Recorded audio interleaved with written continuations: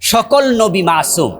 এভাবে দায়িত্বহীন ঘোষণার পরেও যদি কেউ বলে নবীরা মাসুম আমরা বিশ্বাস করি না, তাদেরকে আল্লাহর মুখোমুখি উপস্থাপন করা ছাড়া আমাদের আর কিছু থাকবে না। মাওলানা মওদুদী রাহেমাহুল্লাহ উনি নিজেও আম্বিয়ায়ে আলাইহিমুসসালামকে মাসুম মনে করতেন। উনি উনার লিখনির বিভিন্ন বইতে নবীগণ মাসুম তিনি এটা তুলে ধরেছেন। কোনো ভাইয়েরা কোনো মহল থেকে একটু হালকা কাদা নিক্ষেপ করা হয় যে আমরা যারা জামাত ইসলামী করি আমরা ইসমাতুল আম্বিয়া অস্বীকার করি। তো আমরা সুস্পষ্টভাবে এটা ঘোষণা করছি, আমরা দায়িত্বহীনভাবে বলছি, আমাদের অন্তঃকরণ থেকে জানাচ্ছি আম্বিয়ায়ে কেরাম মাসুম, এটা নিয়ে আমাদের সামান্যতম দ্বিমত নেই, এটা আমরা বিশ্বাস করি। এবং এই বিষয়ে জাতিকে আমরা আরও ভালো করে মেসেজ দিতে চাই, এই জন্য আজকের প্রবন্ধে আমরা এটাকে হাইলাইটস করেছি। কেন্দ্রীয় সহকারী সেক্রেটারি জেনারেল বিশিষ্ট আলেমে দ্বীন মুহতারাম মাওলানা আব্দুল হালিম হাফেজাহুল্লাহ আমাদের মাঝে উপস্থিত আছেন। তামিরি মিল্লাত কামিল মাদ্রাসার সম্মানিত প্রিন্সিপাল, প্রখ্যাত আলিম, মুদাক্কিক, মুহাক্কিক, অসংখ্য গ্রন্থের প্রণেতা মুহতারাম মাওলানা ডক্টর হিফজুর রহমান হাফেজাহুল্লাহ আমাদেরকে আলোকিত করেছেন আজকের প্রোগ্রামে এসে। ইসলামী বিশ্ববিদ্যালয়, ইসলামী বিশ্ববিদ্যালয়, বাংলাদেশ ইসলামী বিশ্ববিদ্যালয়ের সম্মানিত প্রফেসর ওস্তাজুল আসাতিজা মুহতারাম প্রফেসর আনম রশিদ আহমদ হাফেজাহুল্লাহ আমাদের মাঝে উপস্থিত থেকেছেন, যিনি দীর্ঘ এক সপ্তাহ যাবৎ আমাদের প্রবন্ধ নিয়ে কষ্ট করছেন এবং আমি খুব বেশি জ্বালাতন করেছি। এবং আমাদেরকে আজকের এই প্রোগ্রামের মূল অংশ প্রবন্ধ শীর্ষক নির্দিষ্ট বিষয়ের উপরে যিনি দীর্ঘ সময় দিয়ে প্রবন্ধ রচনাই শুধু করেননি, চট্টগ্রাম থেকে গত রাতে রওনা দিয়ে তিনি সকালবেলা আমাদের মাঝে পৌঁছেছেন। আমাদের অত্যন্ত প্রিয়জন আজকের প্রবন্ধ উপস্থাপক প্রখ্যাত আলিম মুহতারাম ডক্টর BM মফিজুর রহমান হাফেজাহুল্লাহ। আমি ভাইয়ের জন্য সকলের কাছে দোয়া চাই, উনি যে পরিশ্রম করেছেন আল্লাহ যেন উত্তম যা ওনাকে দান করে। আমি ওনার প্রতি বিশেষভাবে কৃতজ্ঞ যে উনি আমাকে অনুরোধ রেখে এ প্রবন্ধ তৈরি করতে, প্রস্তুত করতে হাজির হয়ে আমাদেরকে শোনাতে রাজি হয়েছেন। আমাদের মাঝে উপস্থিত আছেন ইসলামী আরবি বিশ্ববিদ্যালয়ের সম্মানিত সাবেক ডিন, কুষ্টিয়া বিশ্ববিদ্যালয়ের সম্মানিত প্রফেসর ডক্টর ওয়ালিউল্লাহ স্যার। উপস্থিত আছেন লক্ষ্মীপুর ইসলামিয়া কামিল মাদ্রাসার সম্মানিত ভাইস প্রিন্সিপাল প্রখ্যাত আলেমে দ্বীন মুহতারাম মাওলানা ইসমাইল মুহাদ্দিস ইসমাইল হুজুর হাফেজাহুল্লাহ। উপস্থিত আছেন আমাদের মাঝে বর্তমান সময়ের আলোচিত বক্তা, আলোচিত ব্যক্তিত্ব, আলহামদুলিল্লাহ বাংলাদেশ জামাত ইসলামীতে পেয়ে যাকে আমরা নিজেরা তৃপ্ত এবং আমরা গর্ববোধ করছি, মুহতারাম মাওলানা মুফতি আলী হাসান উসামা হাফেজাহুল্লাহ সহ ঢাকা বিশ্ববিদ্যালয়ের আরও কিছু প্রফেসর মুহতারাম ইউসুফ স্যার সহ সাদিক আজহারি ভাই, তানজিমুল উম্মাহ ফাউন্ডেশনের সম্মানিত চেয়ারম্যান হাবিবুল্লাহ ইকবাল ভাই সহ অনেকে উপস্থিত আমাদের মাঝে রয়েছেন। আপনারা সামনে রয়েছেন অনেকেই, সবারই নাম বলা দরকার, কিন্তু সকলের নাম বলতে গেলে সময় আরেকটু নষ্ট হবে, এজন্য কোনো রকমের মনে ব্যথা না নেওয়ার অনুরোধ করছি। উপস্থিত আজকের প্রোগ্রামের সম্মানিত অডিয়েন্স, আসলে আমরা চেয়েছিলাম, দীর্ঘদিন ধরে স্বপ্ন দেখেছিলাম যে আলেমরা একসাথ হয়ে নির্দিষ্ট কোনো বিষয়ের উপর আমরা কিছু কথা শুনব। এক এক ফুলের এক এক গ্রান, একটি বিষয়ে যদি একাধিক ব্যক্তি কথা বলে আমরা ভিন্ন ভিন্ন তথ্য পাব, আমরা এলেমে সমৃদ্ধ হব। সেজন্য আমাদের চিন্তার আলোকেই আমাদের আজকের এই সেমিনার। এই সেমিনারটায় আমরা দুটি বিষয়কেই হাইলাইটস করতে চাই, একটা হচ্ছে ইসমাতুল আম্বিয়া আলাইহিমুসসালাম, আরেকটি হচ্ছে আদালতের সাহাবা। এই দুটি বিষয় নিয়ে আমাদের দেশে কিছুটা কাদা ছুড়াছুড়ি হচ্ছে, ভুল বোঝাবুঝি হচ্ছে।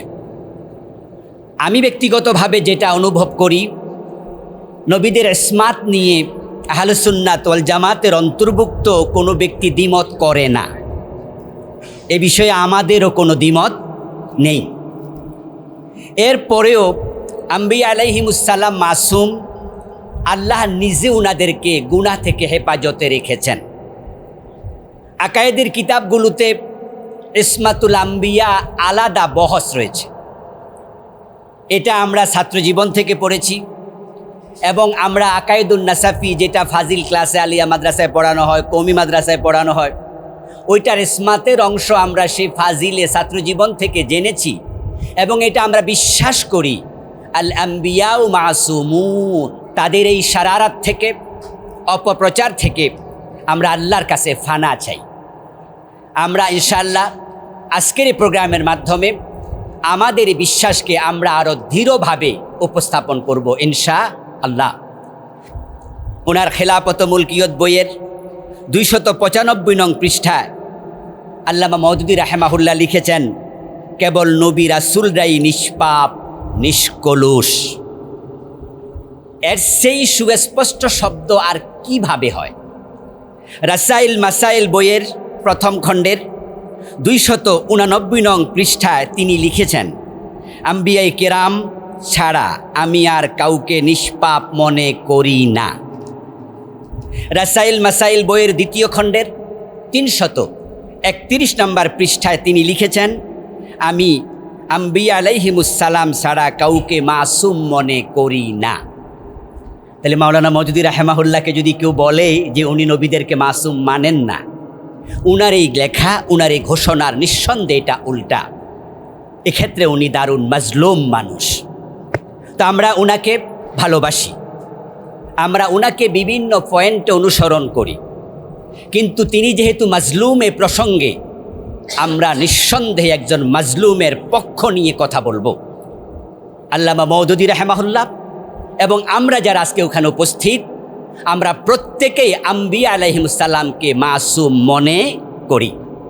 সাহাবাই কেরামের ব্যাপারে আমাদের বিশ্বাস হচ্ছে রাসূল সাল্লাল্লাহু আলাইহি সাল্লামের সাহাবাগণ আম্বিয়া আলাইহিমুসসালামের পরে সর্বশ্রেষ্ঠ মানুষ। সাহাবাই কেরাম আলাইহিমুসসালাম, তাদেরকে আমরা আমাদের জীবন সম ভালোবাসি। আমাদের নফসকে, নিজের জীবনকে আমরা যেমন ভালোবাসি, সাহাবাই কেরামকে আমরা তেমনই ভালোবাসি। তাদের অনুসরণ, অনুকরণ আমরা মহাব্বতের সাথেই করে থাকি। তবে আমরা সাহাবাই কেরামকে নবীগণের মতো মাসুম মনে করি না।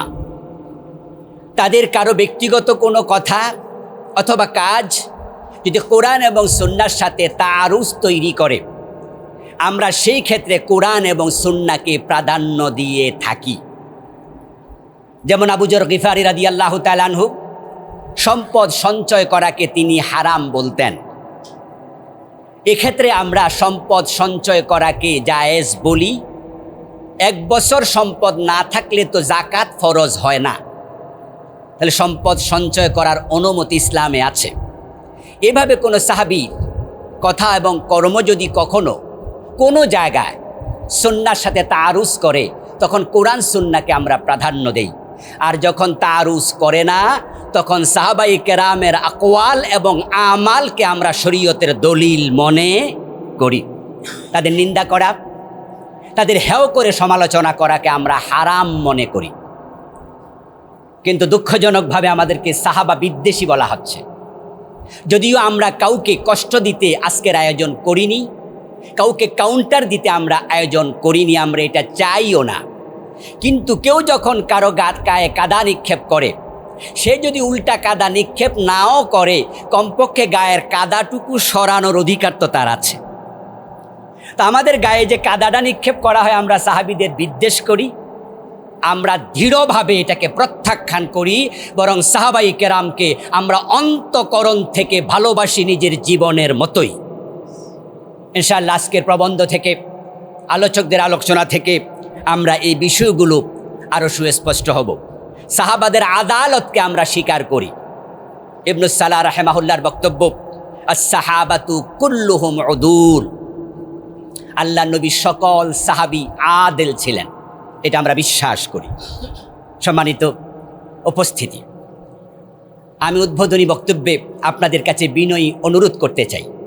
আমরা আজকের প্রোগ্রামে অনেকেরই বক্তব্য শুনব, আবার অনেকেই বক্তৃতা দেওয়ার মতো যোগ্যতা রাখার পরেও আমরা সময় সংক্ষিপ্ততার কারণে আমরা অনেককে বক্তব্য দিতে পারবো না। তো যাদেরকে বক্তব্য দেওয়ার জন্য আমরা সুযোগ দিতে পারবো না, তাদের কাছে আমি শুরুতে ক্ষমা চেয়ে নিচ্ছি। আর যাদের মুখ থেকে আমরা আজকে বক্তৃতা শোনার সুযোগ পাব, তাদের কাছে বিনয়ের সাথে অনুরোধ করতে চাই, আমরা কাউকে সামান্য আঘাত করেও কোনো কথা বলতে চাই না। আমরা চাই না যে আমাদের কোনো ভাই আমাদের কথা একটু ব্যথা অনুভব করুক। এজন্য আমরা সফটলি আমরা সকল কথা এখানে উপস্থাপন করব ইনশাআল্লাহ। আর মিডিয়ার ভাইদেরকে বলবো, আপনারা মেহরবানি করে আমাদের কোনো বক্তার কাটিং বক্তব্য উপস্থাপন করবেন না, যেটাতে বিভ্রান্তি তৈরি হতে পারে। কারণ একটা কথার আগ এবং পর কেটে দিয়ে মাঝখানটা দিলে অনেক সময় বুঝতে কষ্ট হয়। এজন্য আমি বিনয়ের সাথে মিডিয়ার ভাইদেরকে অনুরোধ করতে চাই, বিভ্রান্তি তৈরি হয়, ভুল বুঝাবুঝি তৈরি হয়, মেহরবানি করে আপনারা এই জাতীয় কোনো বক্তৃতা কাট করে দিবেন না। আপনারা আমাদের সাথে এসে আমাদেরকে উজ্জীবিত করেছেন, এই জন্য মিডিয়ার ভাইদেরকেও ধন্যবাদ জানাচ্ছি। আল্লাহ তাআলা আজকের প্রোগ্রামকে সফল করুক। এই প্রোগ্রামকে জাতির কাছে একটি উত্তম মেসেজ আকারে উপস্থাপন যেন আমরা করতে পারি, সে তৌফিক আল্লাহ আমাদের দান করুন। আবার সকলকে ধন্যবাদ দিয়ে আমার উদ্বোধনী বক্তব্য শেষ করছি। শেষ পর্যন্ত মনোযোগ সহকারে প্রোগ্রামটাকে শোনার অনুরোধ করে আমি বিদায় নিচ্ছি। আসসালামু আলাইকুম ওয়া রাহমাতুল্লাহি ওয়া বারাকাতুহু।